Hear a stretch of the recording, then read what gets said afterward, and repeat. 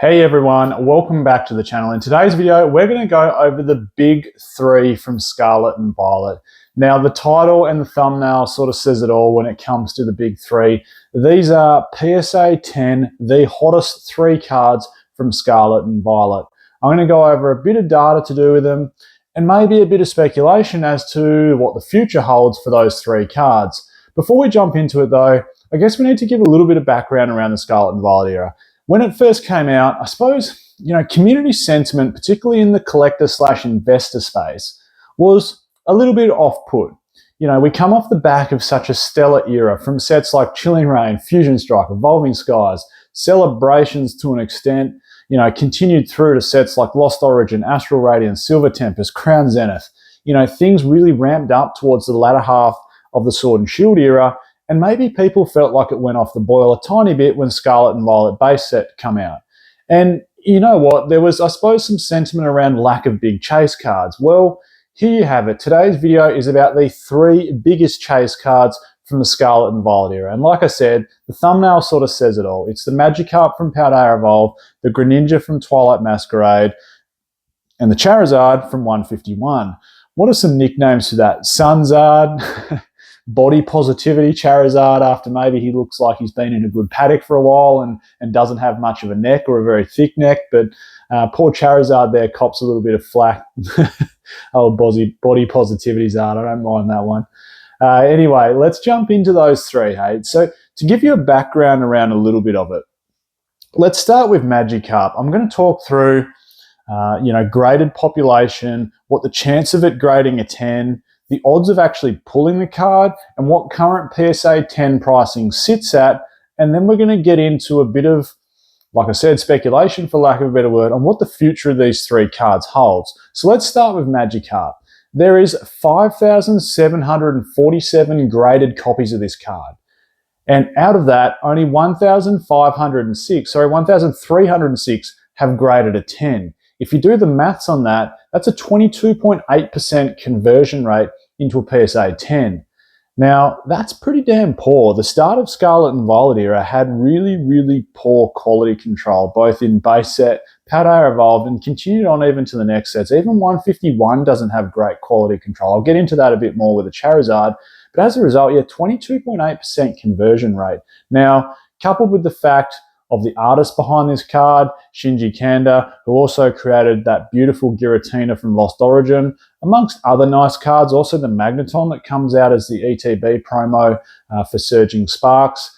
It really pumps up the PSA 10 price of this card. It's currently sitting at $564 US. Now, the odds of pulling this card, keep in mind the odds of any illustration rare throughout Paldea Evolved is 1 in 13. But there is 36 illustration rares in Scarlet and Violet's Paldea Evolve. That gives it a 1 in 468 chance of pulling that specific illustration rare. That is quite difficult just for an illustration rare. There's some other sets with lower volumes of illustration rares, making illustration rares easy to pull. So the fact that it's 1 in 468 chance plus a 22.8% chance of pulling a PSA 10, if you multiply those together, you would roughly have to pull, 4.5, well, pretty much bang on 4.5 Magikarps to get yourself a PSA 10, because 4 out of 5 of them aren't going to grade a 10. That means, 468, 1 in 468 times 4.5, you're sort of sitting around 1 in 2,000 packs to get yourself a Magikarp that's going to grade as a PSA 10. So I think when it comes to the price of this card, there's a few things that come into play, like I said. The artist in question is, or has done and will do, no doubt, more phenomenal artwork for the Pokemon TCG. The fact that it's got beautiful artwork, beautiful colors, with Gyarados chilling at the top of the card, coupled with also how difficult it is to pull just for a specific illustration rare, coupled with how hard it is and difficult it is to grade a 10, really reaches the price that we're at. And also, of course, the biggest thing that comes into all of this is supply demand. And I don't think you can argue there's not really strong demand for this Magikarp as a PSA 10. And a relatively, because of the hard grading result and low quality control on it, 1,306. That's not many copies for a modern PSA 10. Now, moving on to the second card in question out of the big three for Scarlet and Violet era. And by the way, some honourable mentions. For PSA 10 cards, there's some belters as well.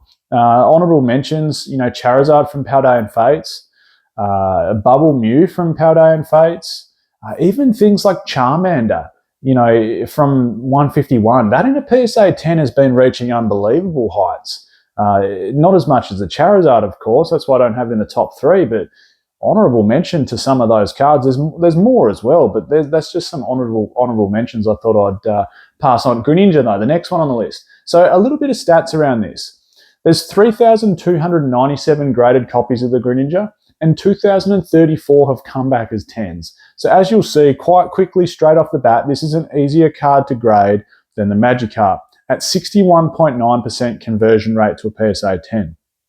This roughly sits along similar lines to what you'd find throughout Evolving Skies. That had, close to mid-60s PSA 10 grading opportunity.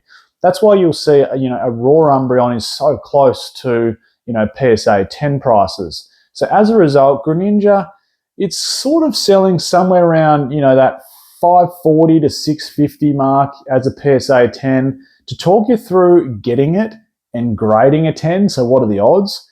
It is 1 in 86 chance to pull any special illustration rare from Twilight Masquerade. There's 11 special illustration rares throughout the set, which roughly gives you 1 in 941 chance of pulling the Greninja. So this is a tough card to pull. It's right up there almost with Evolving Skies and some of those alternate art Pokemon cards in terms of how hard it is to pull. But with a 61.9% chance of it grading a 10, you don't need to open as many booster packs of Twilight Masquerade as you did Paldea Evolved to give yourself the chance, when it comes to that maths and that equation, of getting yourself and grading yourself a PSA 10. Still, it probably deserves the price it's got, and I'll go into the speculation around them in a second. I just want to go over the numbers first. The third big of the big three, the big starting three, is the Charizard, the body positivity Charizard from Scarlet and Violet's 151. Now, this has astronomical numbers when it comes to graded population. There's already 22,143 copies of this Charizard graded. Whoa. 8,512 of them have returned as a PSA 10. Now, keep in mind, this set's only been out, a touch over a year? There's more to come. I wouldn't be surprised if we see 20,000 PSA 10 copies of this card down the track, at least 15,000. That's huge, huge graded numbers. And in terms of grading a 10, it is 38.4%. So 22,143 converted to 8,512 PSA 10s, 38.4%. And as I said before when I was talking Paldea Evolved quality control, Scarlet and Violet 151 doesn't have the best quality control either. That's a pretty bad sort of conversion rate to a 10 for modern standards. Now, this card has been pulling some big numbers. As you'll see on the screen here, it's listed at 415, but it's not that, I don't know whether that needs to be updated, but there's been some sales lately pushing $700 as a PSA 10. So overtaking Greninja as, I guess, the number one or the most expensive chase card from the Scarlet and Violet era. As a result, in terms of pulling it, it's a 1 in 32 chance of getting any special illustration rare from Scarlet and Violet's 151, and there's only 7.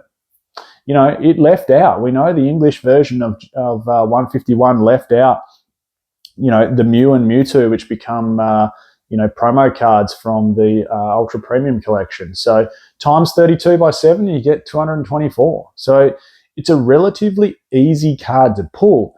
And the amount of people opening 151 and then grading 151, you see it in the graded population. 8,512 PSA 10 copies already. That's up there, isn't it? So it's a relatively easy card to pull in comparison to the Magikarp and the Greninja. And working on our equation based on pull rates of the card plus what conversion will get to a PSA 10, you only need to open roughly 600 packs to guarantee yourself a PSA 10 Charizard from 151. Now, on to the speculation part. And hey, look, some people occasionally throw some shade my way around having some sort of opinion on what some future prices might be. And I'll be the first to say, we don't know. Like, we don't. We can make educated guesses. And, it's almost like talking to your mates, and I've used this analogy before. It's like if you're into American football or NBA or the world game, European football or, AFL here in Australia, everyone will sit down with their mates at some stage along the way if they're into a sport, and they'll discuss the predictions in the future. Personally, I love golf, and I talk predictions with my mates about who's going to win the Masters, who's in form, who's going to be suited to the course. The conditions are changed. They've made the tees longer. That means maybe the big hitters have better chances. When it comes to NBA, people might go, LeBron's getting on in age. The Lakers might not have the best season because they've parked so much, onto him. Wemby on the Spurs is looking red hot. Maybe they're going to have a good season. Like, everyone talks with their mates around predictions about what's going to happen. And, we're allowed to talk predictions when it comes to Pokemon cards. Now, when it comes to sealed product, I've got my methods and means around sealed product, and I even have put equations into place, which for the most part seem to come relatively true.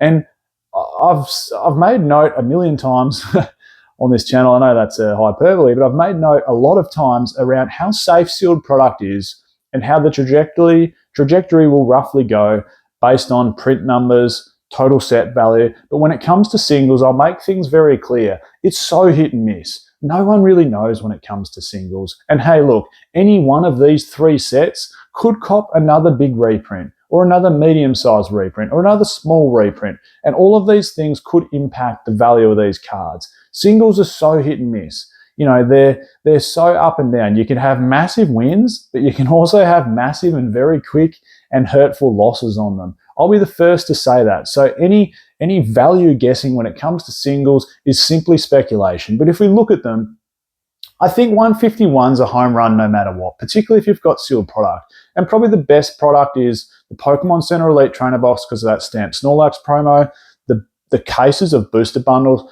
You can't get a booster box for 151, of course, but the booster bundles seem really, really good. Overall, I think 151 is just a home runner. I'm going to do another video on it soon, but when it comes to that Charizard, like I said, I wouldn't be surprised if we see 15,000 copies somewhere in the near future, whether it's another 12 months' time or 18 months' time of this Charizard circulating in the market. And then you've got to ask yourself, can the market absorb that many PSA 10 copies? And the answer is probably yes. I'm sure it can. It's Charizard and it's 151. It's this sort of reboot of the original, base set Pokemon card game.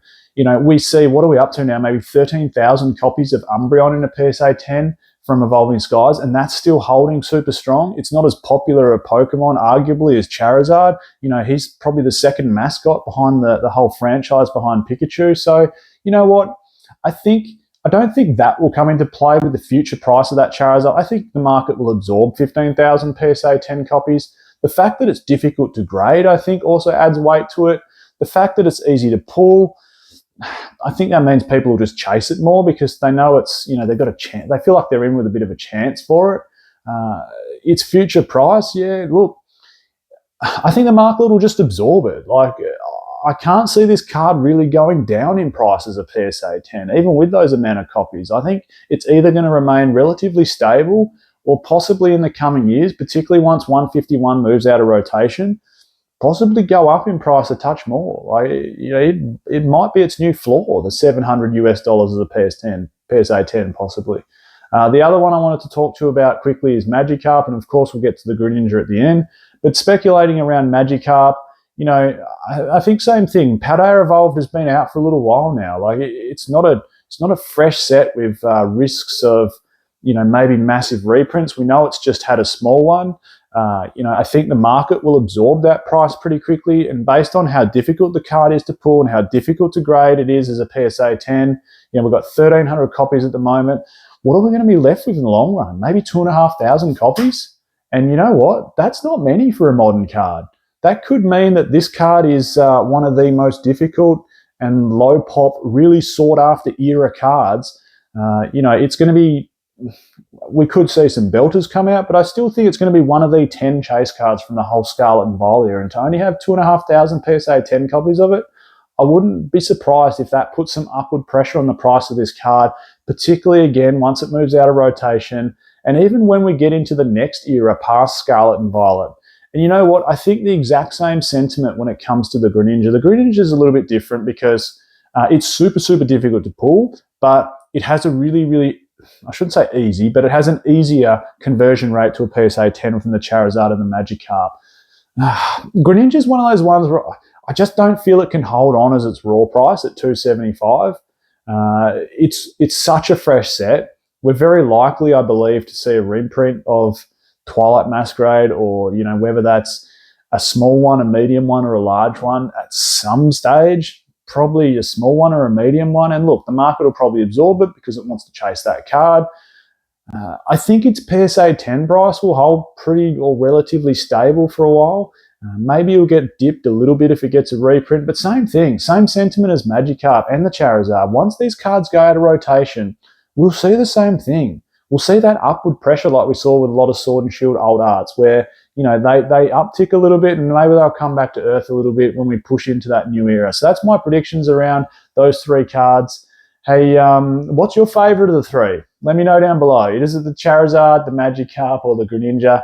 I'm Michael. This is PokeOz, and I'll catch everyone next time.